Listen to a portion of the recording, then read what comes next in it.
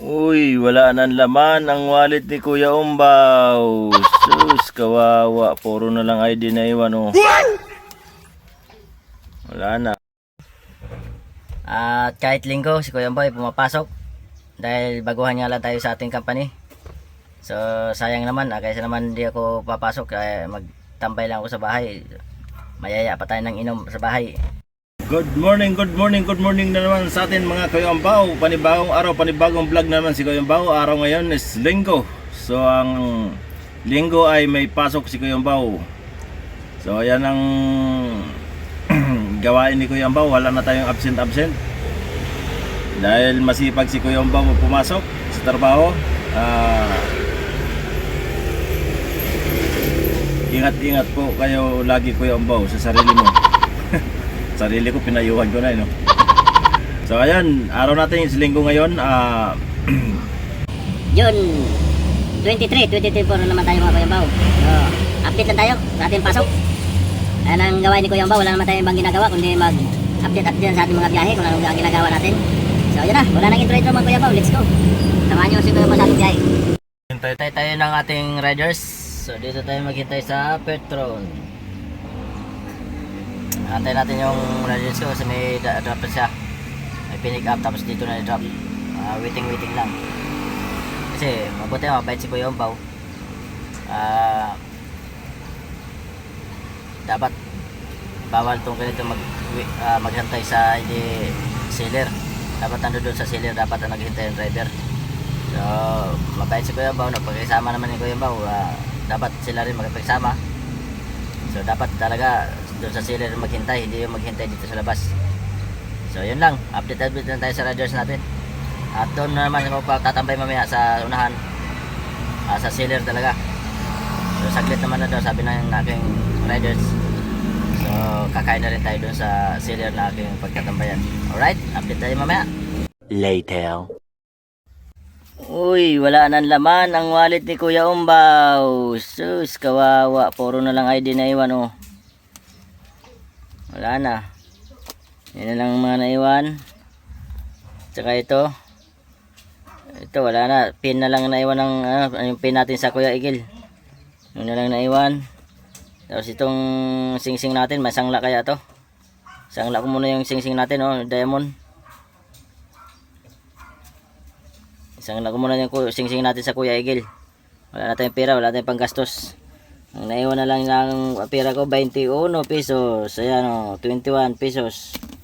Sa July 10 pa ang sweldo ni Kuya Umbaw. Agoy, kawawa naman yung nauna sa ano kaya ito. Kaya ano na kayang gagawin natin ito? Wala na ang pera si Kuya Umbaw. May pasok pa naman tayo. Araw-araw pasok. Kaso walang pera. Dahil baguhan nga lang tayo sa ating company. So sayang naman, kaysa naman hindi ako papasok, magtambay lang ako sa bahay. Mayaya pa tayo ng inom sa bahay. Magastusan pa. Bagay, wala naman tayong panggastos, wala tayong pera eh. So hindi na tayo magastusan. So kapalan na lang natin mukha na mayaya tayo sa inuman pagka naharap tayo sa inuman. So kumari, dudukot ka sa bulsa mo. Ayan, dudukot ka. So wala naman pang ano. Pre, ganun. Style naman na lang para hindi ka mahiya sa mga katropa mo. Kumari, pag dumukot yung kumpare mo, kumari dudukot siya, pre, ako na pre. Ganun, ako na pre, bibili. Sabihin naman, wag na, ako na muna. Ngayon, kada bunot ng mga kumpare mo, kuwari ka lang. Para, kasi wala ka naman pambili. Tulad ko, wala akong pambili. Kuwari lang dudukot, pero walang pera yon. Ayan sa, mga utakan inom. Utakan pag naday sa inom, hindi yung utakan malakas ang inom. Pagka tagay sa'yo, inumin mo agad. So, kailangan dapat magulang. Kasi pag panaylaklak ka, pagbigay ng tagay sa'yo, shot mo kagad, wala, tumba ka, hindi ka abot ng madaling araw. So, yan ang utak sa pagdating sa inuman. Ayan. May pasok si Kuya Umbaw ngayon linggo. Nang hinahingi naman ako ng ma-absent. At saka bawal din sa amin ma-absent kasi bago pa lang. So pasukan na lang natin. At least maganda naman tong pinasukan natin kasi may linggo.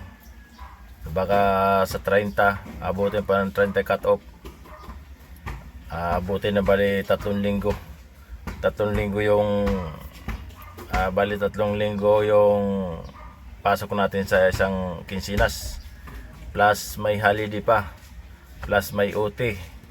So makakabawi na si Kuya Yombo sa sahod, kaso matagal-tagal pa, sa July 10 pa tayo sa sahod. So marami pang bubunuin at marami pa tayong araw na papasukan, so wala na tayong budget. So ano na lang kaya ang gagawin natin, magpakaawa tayo doon sa kapatid ko naman. Magluhod-luhod ako doon sa kapatid ko para mapahiram ako ng pera. Magluhod-luhod ako doon mamaya pag uwi ko, para may bukas pag gastos ako. So ayun lang, update lang si Kuya Yombo sa aking biyahe sa araw-araw. Hanggang dito Ito na lang ang ating vlog mga Kuya Yombo. Sana suportahan nyo si Kuya Yombo sa aking mga vlog at kahit ganito lang ang ating mga videos.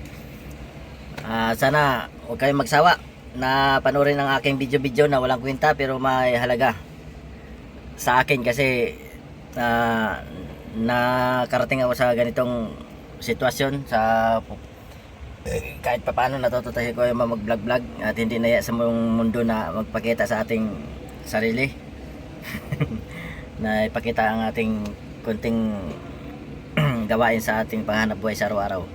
So ayan, hanggang dito na lang. Maraming salamat sa inyong panonood. Sana matapos nyo hanggang dulo na walang mag-exit ng ads. At kung hindi ka pa naka-subscribe kay Kuya Yombo, please subscribe and pindutan ang notification bell para update kayo sa aking mga videos. Yun lang ang aking masasabi sa inyo. Happy Sunday sa atin lahat. Bye-bye. Thank you. Bye-bye. Thank you. Bye-bye. Mabuti pa kayo, nakapang simba ngayon linggo. Si Kuya Yombo wala, andito sa trabaho. God bless all sa mga Kuya Yombo. Ingat-ingat po tayo sa masulok na mundo. Bye-bye.